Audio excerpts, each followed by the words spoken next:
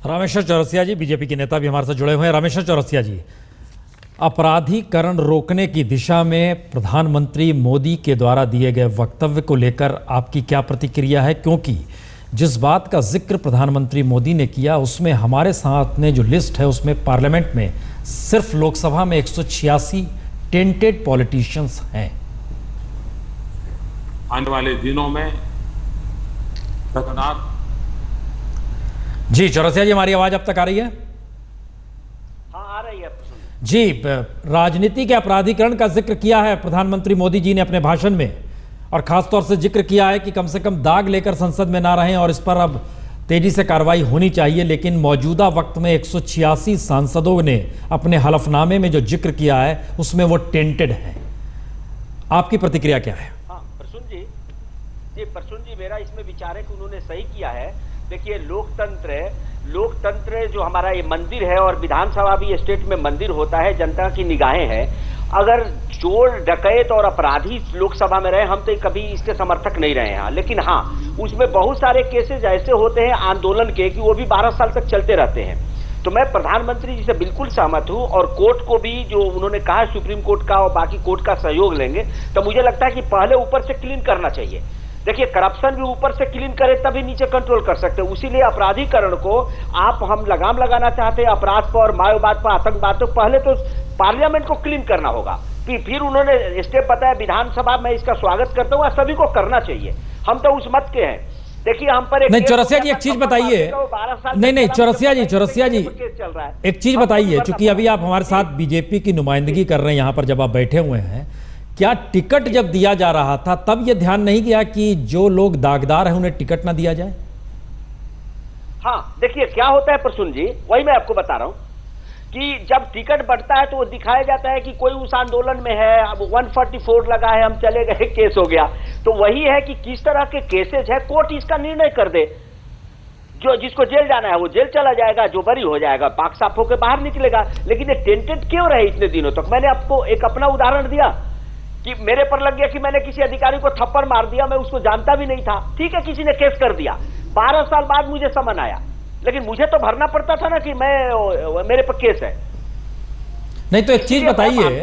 नहीं चौरसिया जी, हमारे पास नहीं चौरसिया जी जो चौरसिया जी, बहुत फायदा होगा। सवाल थप्पड़ मारने का नहीं है, बड़ा सीरियस मसला है। 9 सांसदों के खिलाफ हत्या का मामला है, जिसमें 4 बीजेपी के हैं। 17 के खिलाफ हत्या के प्रयास का आरोप है, जिसमें 10 बीजेपी के हैं। ठीक है। सांप्रदायिक हिंसा फैलाने के आरोप 16 के खिलाफ है, जिसमें 12 बीजेपी के हैं।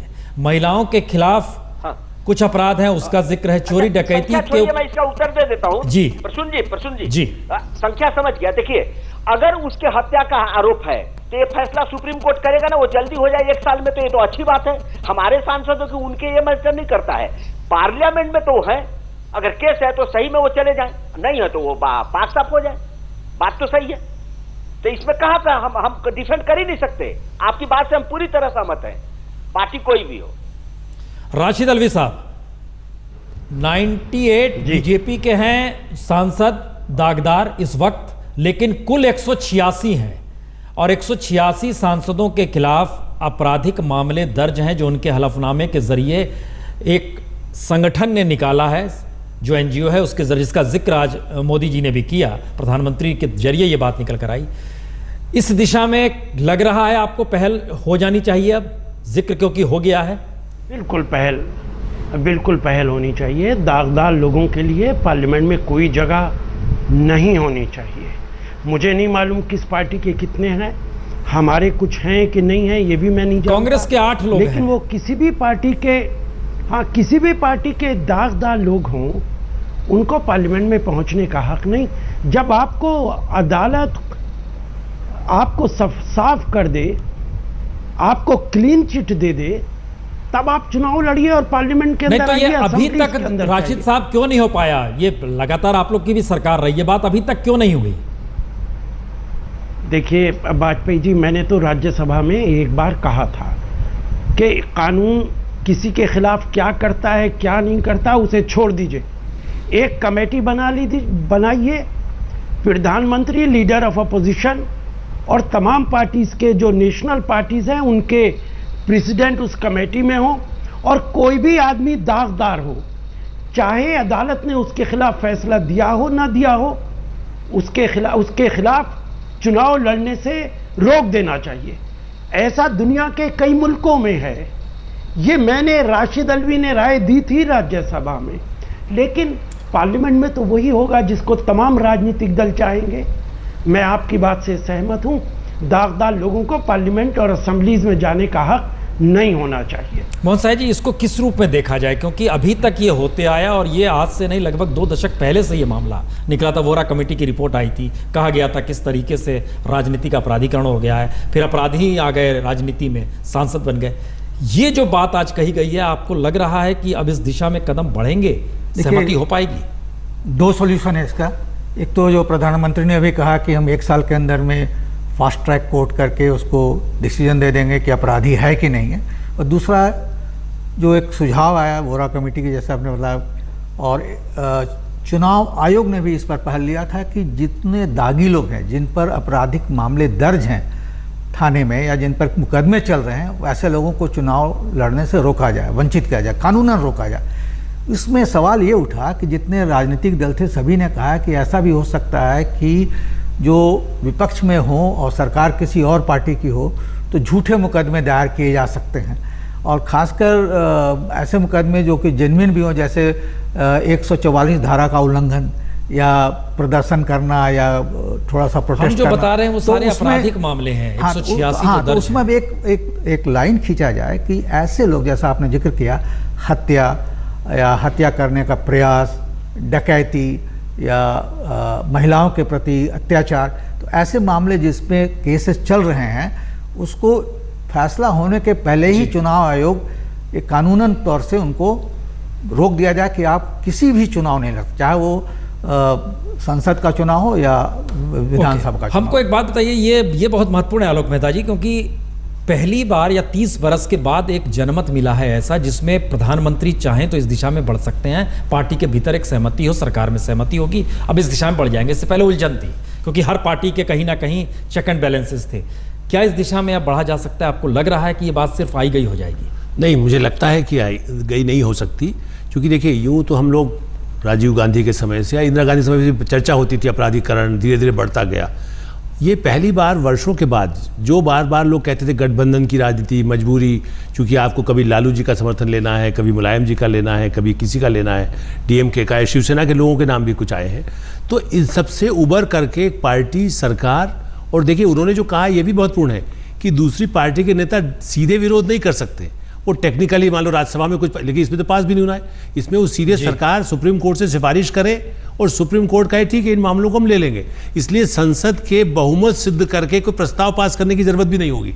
यदि चाहे तो एडमिनिस्ट्रेटिवली उसको करके वो सुप्रीम कोर्ट को, विधि मंत्रालय, रविशंकर प्रसाद उनके मंत्री हैं जो लालू के खिलाफ पूरा चाराकांड तुरंत जो एक जानकारी, हम ये जानकारी दर्शकों को दे दें कि अपने भाषण के दौरान प्रधानमंत्री मोदी ने उंगली रखी है दागदार सांसदों के खिलाफ और कहा है कि सुप्रीम कोर्ट से सुझाव लेकर और उनके साथ मिलकर एक ऐसी व्यवस्था करेंगे जिसमें दागी सांसदों के खिलाफ कार्रवाई हो और दूध का दूध पानी का पानी हो, यानी भविष्य में ऐसा ना लगे कि संसद के भीतर कोई दागदार सांसद बैठा हुआ है।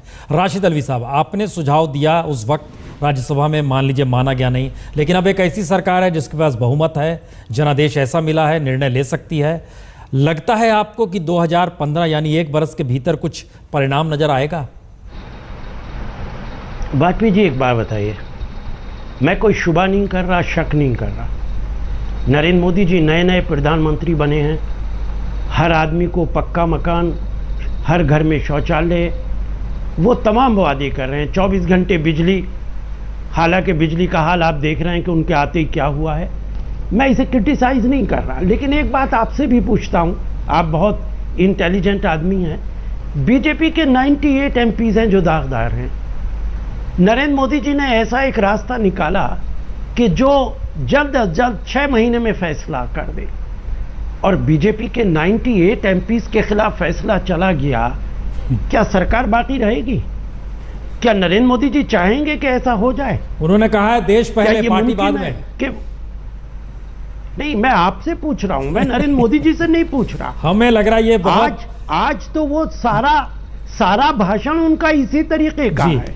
जो बातें मैंने आपने जो कहा हमको लगता है हमारे साथ चूंकि मेहमान भी जुड़े हुए हैं, हम आखिरी हिस्से में आलोक जी क्या लगता है ये वाजपेयी संभव जी। है जिस बात का जिक्र राशि साहब कर रहे हैं, संभव है? देखिए संभव इसलिए भी है कि उपचुनाव हो सकते हैं और सारे पर मैं भी ये मानता हूं कि सब पर जो अपराधी उतने बड़े गंभीर अपराध नहीं, इसके सबूत हो, सबूत पर ध्यान दीजिए।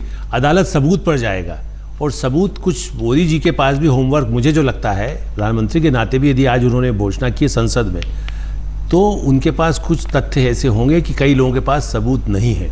और जैसा उन्होंने कहा, कई लोग रोते हैं कि भाई हम पर ये दाग लगा हुआ है, हमें अपने एफिडेविट में लिखना है। तो यदि 40 पर फैसला हो जाए और 50 बच जाए या 40 जो है बच जाए, 50 को सजा हो जाए, तो भी कम से कम देश को एक बड़ी क्रांति वो कर देंगे।